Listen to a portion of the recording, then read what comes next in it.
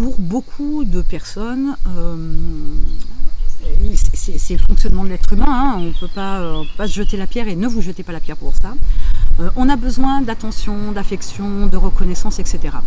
Et ce qui se passe, c'est que dans son business, on a envie de bien s'entourer, d'avoir des gens qu'on connaît, en qui on a confiance, qu'on apprécie, etc. Et on a cette démarche où on veut garder les gens près de soi, parce qu'on les apprécie, hein, etc., leurs compétences, de manière humaine, tout comme pour ses parents, ou son partenaire de vie, ou ses amis d'enfance. Et ça, c'est un comportement humain, sur lequel on ne peut pas débattre non plus sans 7 ans, même si on doit éliminer les personnes toxiques, etc., on est d'accord, mais ça, c'est votre comportement d'être humain. Votre business n'a pas besoin de ça. Votre business, il n'est pas émotionnellement doté de cette empathie, de cet amour, etc., de cette reconnaissance-là. Et il n'a pas non plus les mêmes besoins que vous.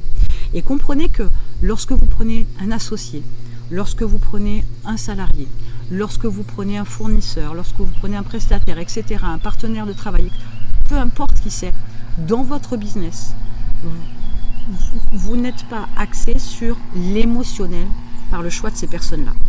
C'est des compétences, c'est des connaissances, c'est un relationnel, c'est pourquoi pas une capacité financière qui peut vous apporter quelque chose. Mais en aucun cas, c'est de l'émotionnel.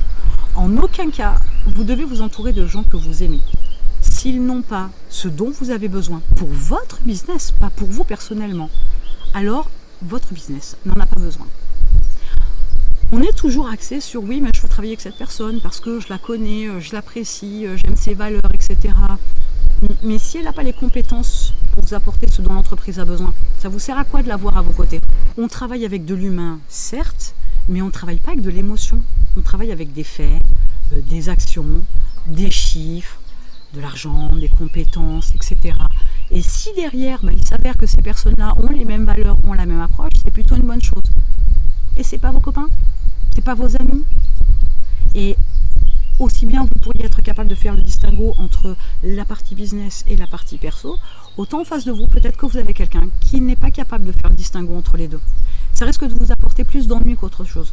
Donc ne cherchez pas vos partenaires de travail, de manière générale, fournisseurs,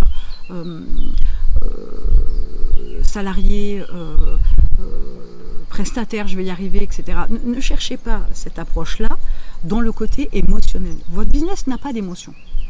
C'est une personne morale, juridiquement. Vous êtes une personne physique. Et la distinction entre les deux, c'est que le deuxième, donc votre business, il est complètement impalpable. Juridiquement, il a une existence, mais c'est pas physique à proprement parler. Et surtout, il n'est pas doté d'émotion. Il est doté de réflexion, il est doté de tout ce que vous voulez, mais il n'est pas doté d'émotion. Donc, même si vous, c'est votre business et que votre business, c'est vous, faites quand même la part des choses. N'allez pas sur de l'émotionnel, parce que vous allez devoir gérer 2 axes, 2 approches, et c'est 2 fois plus d'énergie. Surtout qu'il y en a une, on peut la zapper. Faites votre choix en fonction de ce que ça peut vous apporter, et vous payez en contrepartie par exemple, ce que ça peut vous apporter à votre business plus qu'à vous. Ne pas travailler avec quelqu'un en qui vous n'avez pas confiance, je valide. Mais la confiance, c'est pas quelque chose qu'on donne et qu'on nous rend, entre guillemets, c'est quelque chose qui s'acquiert avec le temps. Donc il faut partir aussi du principe qu'aujourd'hui, vous connaissez quelqu'un et dire que vous avez confiance en lui alors que vous le connaissez depuis 2 heures, ça n'a aucun sens.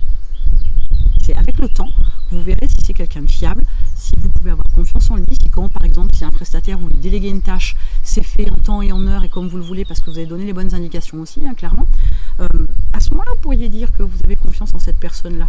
Et sur le fond, attention, la confiance c'est quelque chose que vous estimez d'important, sauf que quelque part, être en confiance ou avoir cette approche-là vis-à-vis de quelqu'un, c'est aussi attendre qu'elle soit à la hauteur des espérances que vous nourrissez pour lui. Et ça, une fois de plus, c'est pas une bonne approche. Mais je vais creuser ça un autre jour, vous inquiétez pas. Donc, votre business n'a pas besoin d'émotions, il a besoin de faits, de chiffres, etc., d'actions. faites attention au choix des personnes avec qui vous décidez de travailler pour ne pas faire d'erreur, surtout pour ne pas vous sentir non plus mal à l'aise si jamais il y a un souci au niveau personnel, et puis ne pas être en échec non plus pour avoir eu des attentes qui n'étaient pas bonnes et vous être trompé sur le profil de quelqu'un pensant qu'elle vous aimait bien, puis elle vous aime pas du tout, en fait elle vous l'a fait à l'envers. Voilà, donc vous avez un lien dans la description. J'ai créé le M365, l'expérience Mindset 365. C'est 365 jours de travail sur vous-même, toutes vos facettes, pour vous aider à libérer votre potentiel et à développer plus rapidement votre entreprise. Donc, je vous retrouve de l'autre côté.